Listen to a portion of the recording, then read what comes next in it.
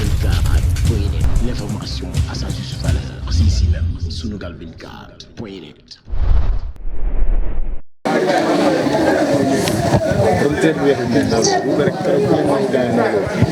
ziar tey la tey li ñu doon xaar yegg si incha allah rabbi sa mbër yaakaar naa mu ci biir di waaj li nga xamante ne mooy dem jàkkaarloo incha allah ci sa mbër wax ci moom day neex yomb maa ngi nuyu ñëpp nag di gërëm ñëpp di sant ñëpp ñi ci jàpp yëpp mënuma toog di lim parce que le temps ne nous permet pas mais bu soobee yàlla dinañ leen lim ñoom ñëpp bàyyiwuñu kenn góor ak jigéen mag ak ndaw toutes les notables de Guédiawaye ñu ngi leen di gërëm di leen sant gis nañu jàppale bi egsi na waaw li ñu nar di ko def tey lépp li gën si ñun yàlla nañu ko yàlla defal bu jaay rasulullahi sallallahu alayhi wa sallam yàlla nañu yàlla mbay ndab lu leer nañ bu jaay rasulullahi yàlla mun na ko yàlla nañu ko yàlla defal waaw. lan lañ mën a xaar ci arène nationale bi. arène nationale loo ci mën a xaar daal c'est notre première victoire bu soobee yàlla ak yonent bi le premier victoire de Lac de Guiers.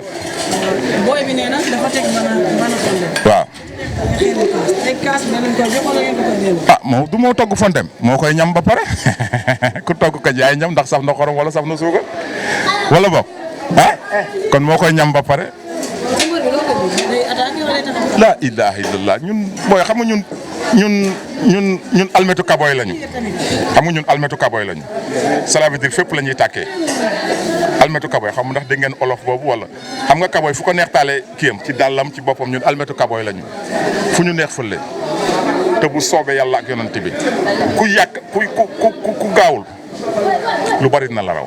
tey jii nga jege Lac de Guiers trop. waaw tey boo toogee di dégg ñu mu bëre. dafay xaar nga bàyyi rasu bi ñooñu wax loolu nga leen non mais ku nekk ak sa xam-xam mais ku ne Lac de Guiers mënul bëre day wax lu ko neex il a terrassé tous les grands combattants yu nekk ci biir Sénégal daan na Moustapha Gueye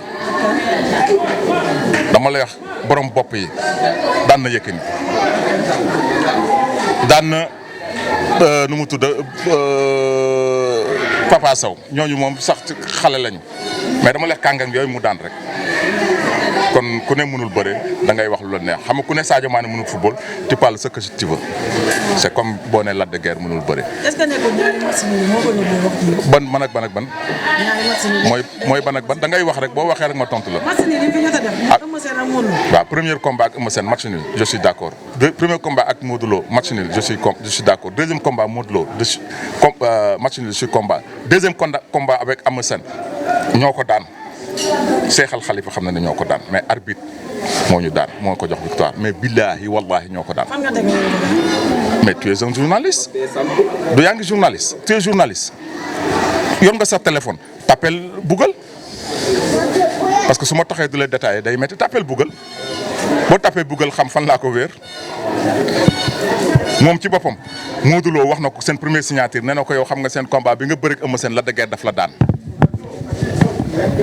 moom si boppam xam na ko parce que man du ma fen toog naa man ak moom ak yàlla ak yonent bi ak son frère ñu dajee RTS 3 jours après le combat avant le dernier signature mu ne ma tons mu ne ñu toog mu ne ma yéen a am ngor mu ne ngeen si xëpp suuf ma ne ko ñun duñu genre boobu.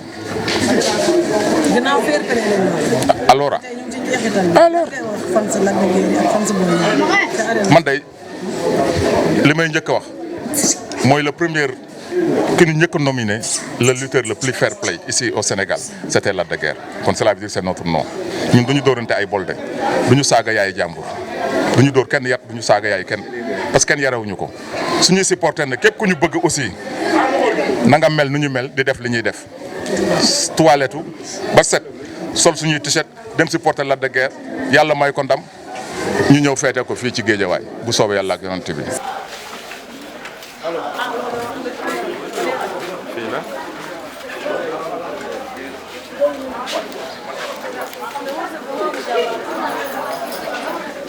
ñu ngi lay ziar. waaw yàlla nangu ziar.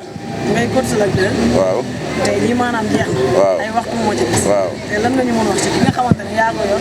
waaw ay weer ba tey moo ci des. waaw li may wax bëriwul gannaaw bu ñu sant yàlla julli ci Yonent bi di sant suñu ñaari waajur di sant suñu sëriñ sëñ Babacar Si te lamb ji ñu dugg si bismillah rahmaan rahim génn si alhamdulilah rabbil alamin waaw ñu ngi jëm lamb nag te mooy li ma lay wax ay waxtu moo des xamul wax kon na ko la amul len lu des mënul dem bëri ji daan ñibbi si waat incha allah rabbi. ki nga yor noo ko gisee. non fi mu toll nii alhamdulilah rabbi alamin waaw sant yàlla bu baax a baax parce que xam naa li ne ci moom te xam naa ay qualité am. waxu média bi dañuy waxtaan. non waaw dañuy waxtaan moo tax moo loolu. état de forme ça va. non alhamdulilah rabbi lépp moom mooy loolu. gis nga ne am na luy daan Boy Niang. non kon man su ma xamul woon kon du ma dem lamb ja man dama gëm ne dañuy dem daani Boy Niang ñëwaat loolu laa gëm góoma leneen parce que Serigne Babacar Sy góoma leneen man mi ànd ak moom man dama gëm ne dañuy dem jëli ko dañuy dem daani ko ñëwaat góoma leneen.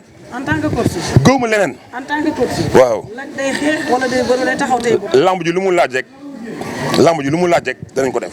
mais wax ji bëri na de. non amul problème nañu wax lu leen neex mais incha allah géejawaay fii ñii couleur géejawaay la ñuy yóbbu drapeau géejawaay dañuy jël di ko yóbbu stade dañuy dem jëli ndam li daal pour jox ko waa géejawaay moo tax ñu rey suñu bopp. amul leneen mais wax bu bëree est-ce que jotul moom mu wane boppam. non dëgg ma ni moo tax nag ma bëgg la ko yombalal ma gàttal la ko dañuy dem jëli ji ndam yi indi ko incha allah rabbi. booy dégg ñu naan mënul bëri nan lay def. loolu c'est des détails parce que loolu moom c'est des détails loolu du wax am na wax yooyu bu ko nit ñi wax sax moom mooy loolu parce que ñaata mbër la bi daan ku daan presque 16 personnes kenn ku nekk bi nga ko daanee bokkul ak sa morom kon gars yi bi ñuy wax moom mooy loolu xam nga ñu nekk moom.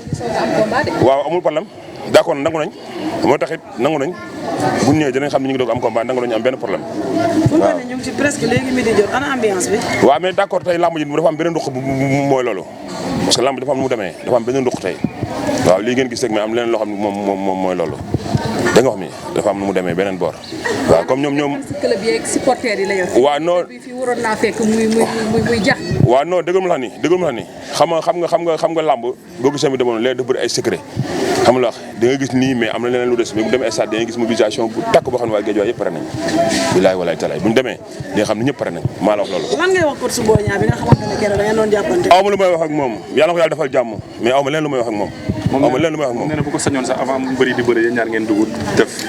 kooku aw ma lu may wax ak moom kooku amul lu may wax ak moom moom intéressé wu ma sax quoi man li ma intéressé mooy sama mbër rek nii amul lu may wax ak moom li mu koy daal mooy yàlla ko yàlla defal jàmm defal ñu jàmm ma dem bëreeg moom jàpp ko daan ko ñibbi amul leen lu may wax ak moom loolu amul lu may wax ak moom waaw amul problème amul benn problème duggoon na duggaat yàlla baax na yàggatul ay minutes moo ci des kon nag amul benn problème mobilisation ak fair play. waaw mooy loolu rek mu xala Pikine ak Guédiawaye benn la amul wax Pikine moo jur Guédiawaye mais Guédiawaye actuellement moom ak Pikine ñu ngi ñaan suñu borom defal ñu jàmm képp kuy dem boo fa yóbbu boo bëggee jàmm yàlla na defal jàmm boo bëggul jàmm tamit yàlla na yàlla defal jàmm ñi dem yëpp jàmm daal la ñuy ñaan dem yóbbu si jàmm demaat jàmm incha allah rabbi merci drapeau bi la ñuy jël yóbbu rek delloo si waat ko amul benn problème dem daani booy ñaa ñëwaat incha allah rabbi merci gars yi jërëjëf. wala ziar.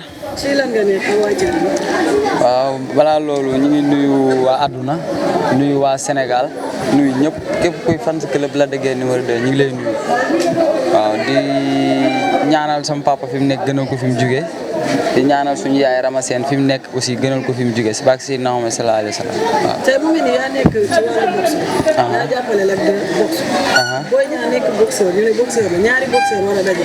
tey nan la war a nekk ci arène nationale. waaw xam nga Boy Niang dañ ne boxeur la mais boxeur day fekk mu compétir mu yegg si ring dóorante xam luy boxe. noonu pare ngeen dem Jarka Diagne supporter yaa ngi foofu. yaa ngi comprendre waaw boxeur la nii wax la nii si tour rek mais boxeur da ngay def théorie def pratique waaw te gënul nekk boxeur Lac de Guiers numéro 2 waaw gënul nekk boxeur Lac de Guiers numéro 2 voilà waaw. mais fii naka ngeen waajee combat bi préparation bi. waaw comme niñ ko daan waajee rek comme niñ ko daan waajee parce que Lac de Guiers numéro 2 bëri naa ku ne bëri naa mbër bu ne kon nekkul Boy Niang moo koy stressé wala moo koy jaaxal non non relax waaw day nekk si jàmm ñëw làmb ja def li mu war a def won ko li mu ko war a wan. yéen daal jàpp ngeen ne seen dina yóbbu loo xamante ni si bu taxawee Boy Niang du yànd. non parce que wàññi li ñu war a waaj yëpp fi mu ne nii suñu borom moo des waaw mais ñun li nga xamante ne moo nekk suñu mbër parce que ku nekk ak ni da nga koy gëm déggoo ñu ne yàlla suñu borom boo ko gëmee te wóolu woo ko tamit amul njariñ mais ñun dañoo gëm suñu mbër wóolu ko. booy bi neen daa ne ci yoon de lu Lac de Guiers boo koy baal. waaw Lac de Guiers yàgg nañ koo jox xale yi nekk si yoon jox nañ koy Papa Sow ñu naan ñii la wala naa la mu daan ko Boy Niang bu bëreeg Lac de Guiers parce que quelques détails moo tax mu bëreeg Lac de Guiers mais moom si jëm boppam xam ne warul mën a bëreeg Lac de Guiers numéro 2. loolu tam nekk avance. non maanaam lamb ji li tax mu taxaw circonstance la ba pare dafa am lu tax ñu jël ko waaw loolu dinañ ko wax incha allahu rabi bu ñu bëree ba pare dinañ wax li tax ñu jël Boy Niang waaw curuxu car gis nañ fi Modou Lo bëri nañoo ak Modou Lo moo ko dàq curuxu fuuf mu ne curuxu saa ñëw def cërëxa rek mu jeex waaw sama mbër mënul bëre waaw kuy wax loolu la nga xamul làmb moo tax ngay wax loolu mais incha allahu rabi tey yàggatul ay quelques heures moo des dinañ xam kan mooy Lac de Guiers 2 non sóoraale leen lépp rek. ba du yàgg gars yi ñëw na bu bëre da ngay teg barada kaas. garaawul comme que moom pot fonde la yor ñun ñu yor barada kaas léegi nañu xool kan moo si appliqué bosam rek. mais est-ce que pot fonde gën a gaaw a naan nga xaar temps bi ngay jël ci barada kaas léwal ak deuxième ak troisième. moom moo xalaat barada kaas mais mën na ñëw mu doon café tàngal ndox sotti naan lu ne mën na am voilà. Cheikh laa tudd sant Sagna nekk président Horizon 2020 Lac de Guiers voilà. jamono ji naka ngeen di waajal waaw wàccaay moom daanaka ci dernier réglage yi lañ toll parce que li ci ëppoon solo yëpp daanaka def nañ ko depuis démb donc bu fekkee fan si club yi la li ci ëpp te ñuy déparé ci seen i zone seen ticket ak seen i billet dem na ak seen i t-shirt dem na au niveau local fii daanaka li ci ëppoon solo def nañ ko dernier réglage yi mooy ñi mujjeewul am ticket ñi ngi coordonné maintenant ak organisateur bi pour ñu envoyer ñu beneen lot de billets pour ñu mun ko jox ñi nga xam ne mooy dernière personne yi nga xam ne ñi ngi ñëw pour bëgg préparer wu dem stade soutenir seen mbër. yaakaar ngeen ne daal côté mobilisation yéen pare ngeen.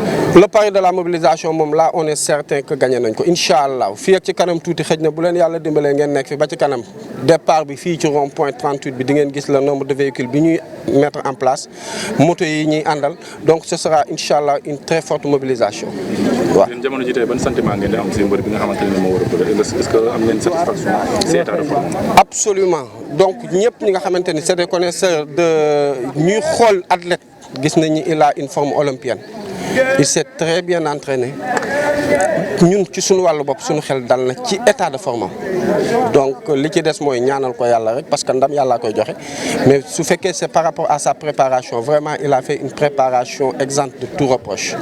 mu war a bëre ak un jeune futé est-ce que yéen lan ngeen koy yebee rek lan ngeen koy conseiller ci combat. d'abord ku nekk da nga am sa fort.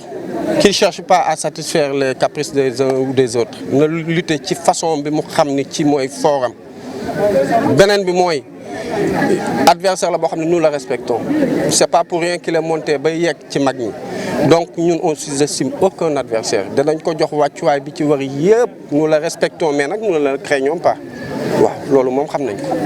moom mu yor ci fond dem rek mel ni nag géejewaay la ko samp di ko séddale gars yëpp parce que yéen da ngeen pare pour naan ci fond di war a. mu ne. moom nee na dafa yor ci fonde. waaw boo xamante ne mu ngi séddale. waaw ci bi nag daa mel ni géejewaay la ko taaj. di séddal gars yi rek. waaw da ngeen di naan ci fonde bi. xam nga fonde boo ko xoolee cosaan la dugub lañ koy defaree suñuy maam ñoo ci daan lekk lac bee di alimenter Dakar yëpp ndox. moom naan na sunu ndox yàgg na fonde nag moom incha allah xéewal rek la danañ ko naan mu rees ak jàmm benn tooke du ci am incha allah. dañuy noyé waaw bon en fait nous ne vendons pas la peau de l'ours avant de l'avoir tué la mobilisation bu ñu demee les camarades seront là-bas dinañ xam ñoom la gën a jege waaye bu ñu dajee danañ xam ni la mobilisation que nous allons faire incha allah ndama wuñ ko de waaye xam nañ ni battre ko du yomb. lamb ji lan ngeen yaakaar ne ci lay jeexee xeex wala bëri.